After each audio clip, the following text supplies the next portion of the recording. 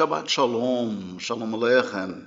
Obrigado por abrir a porta de tua casa para receber a palavra de Deus.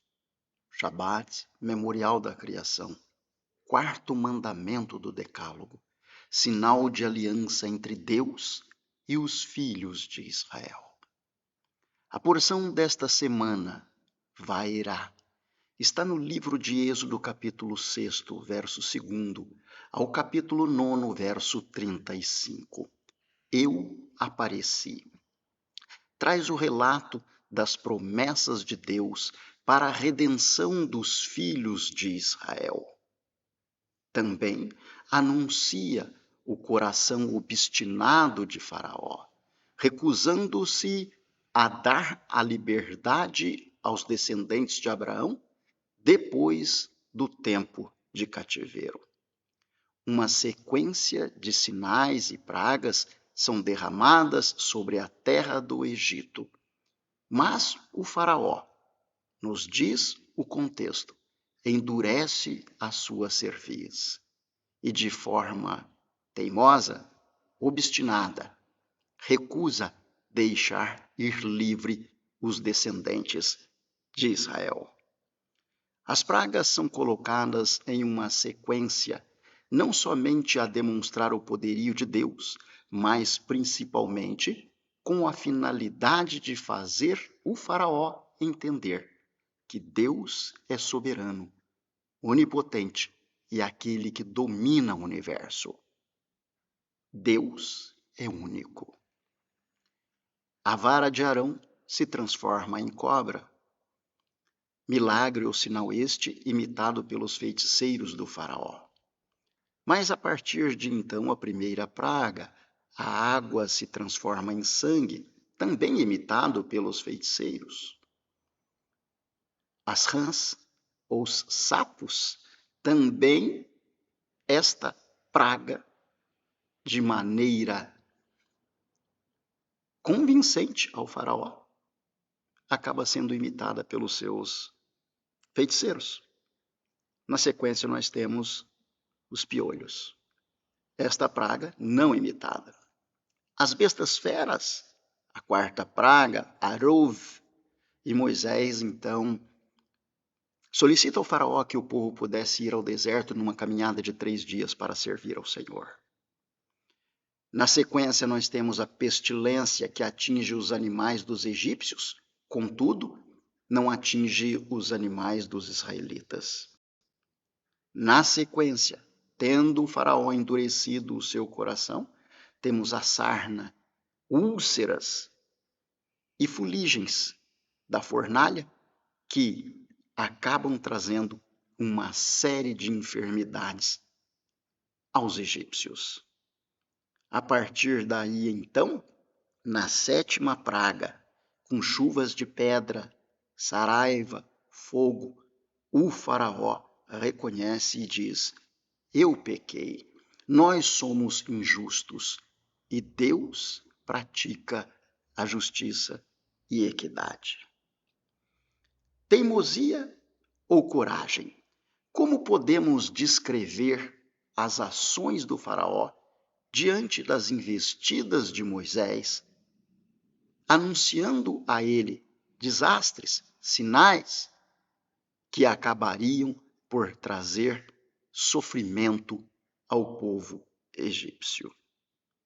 A palavra de Deus nos fala, dentro desta porção, em Êxodo capítulo 9.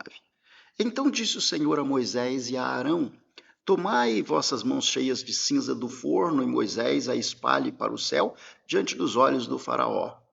E tornar-se-á em pó miúdo sobre toda a terra do Egito, e se tornará em sarna, que arrebente em úlceras nos homens, no gado, por toda a terra do Egito. E eles tomaram a cinza do forno, puseram-se diante do faraó, Moisés espalhou para o céu e tornou-se em sarna, que arrebentavam em úlceras nos homens e no gado, de maneira que os magos não podiam parar diante de Moisés por causa da sarna, porque havia sarna nos magos e em todo o Egito.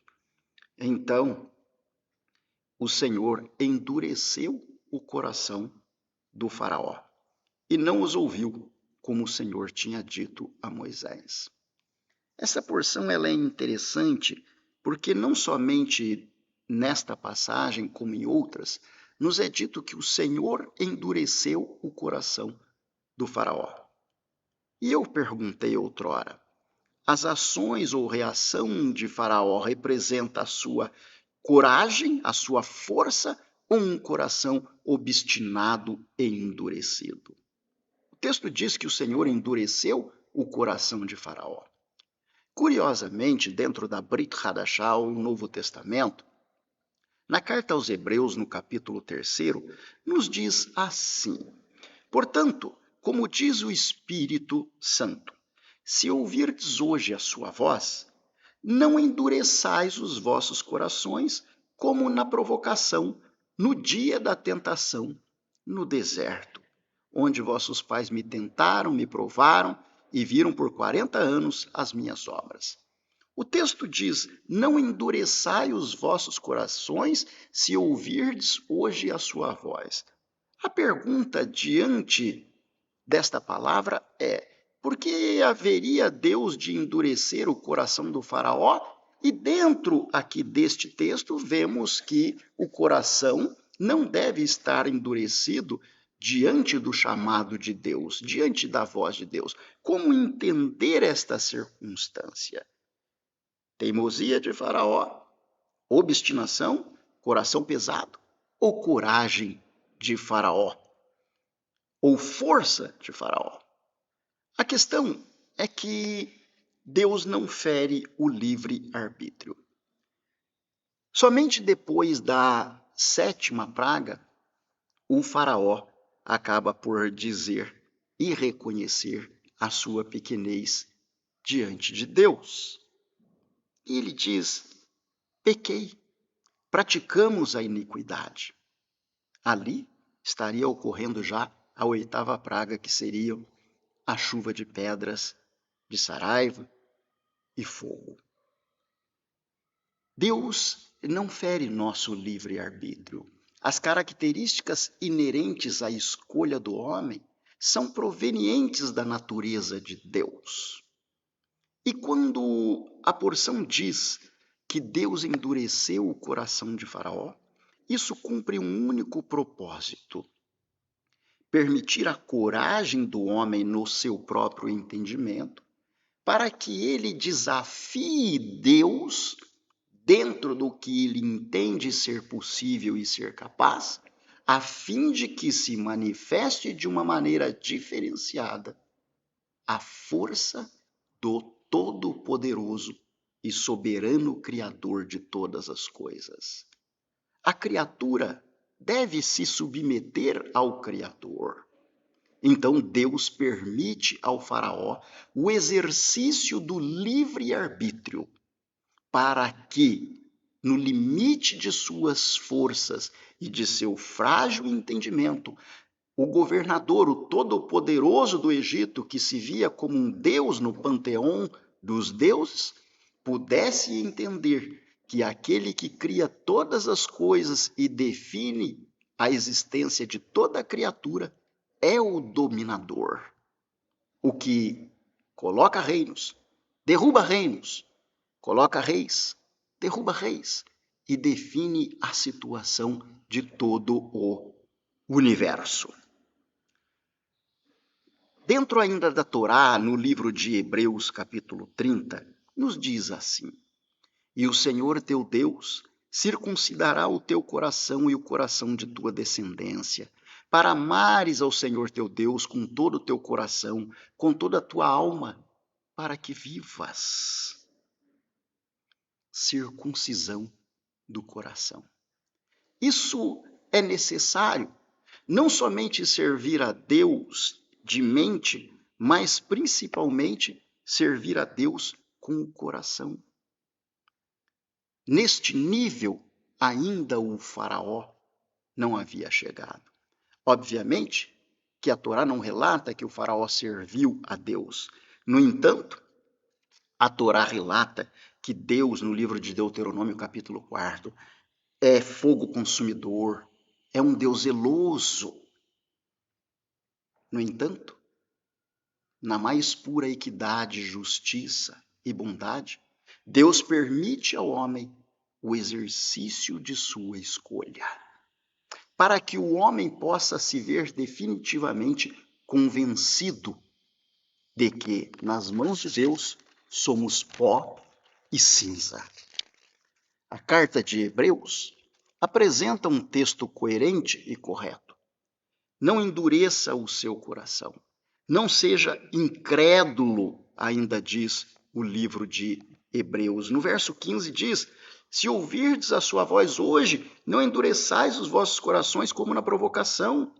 O verso 18 diz assim: e a quem jurou que não entrariam no seu repouso, senão aos que foram desobedientes. Verso 19, e vemos que não puderam entrar por causa da incredulidade.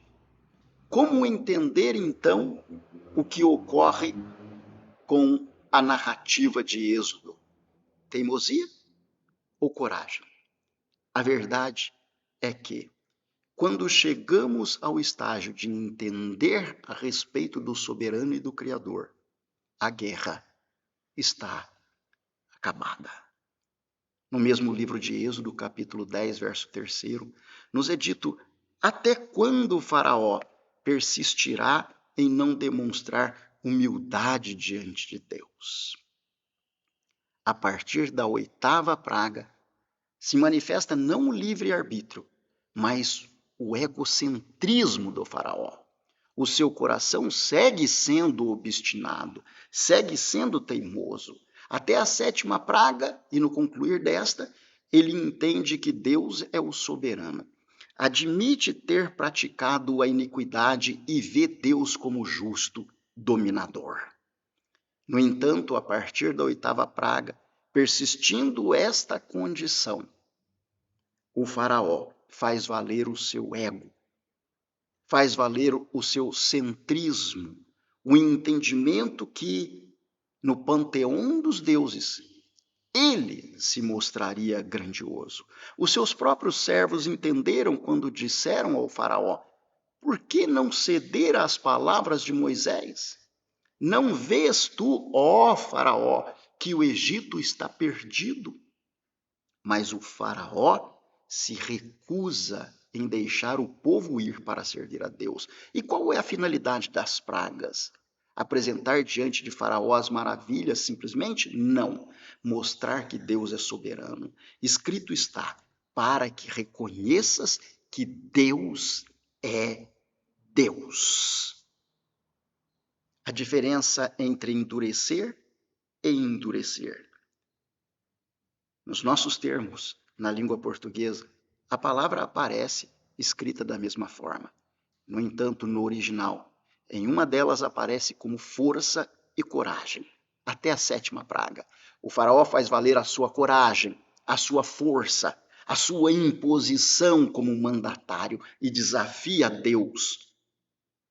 Na segunda circunstância, a partir da 8ª praga, a mesma palavra descrita no português, em hebraico de uma maneira diferente, demonstra a teimosia de Faraó e o seu sentimento de egocentrismo.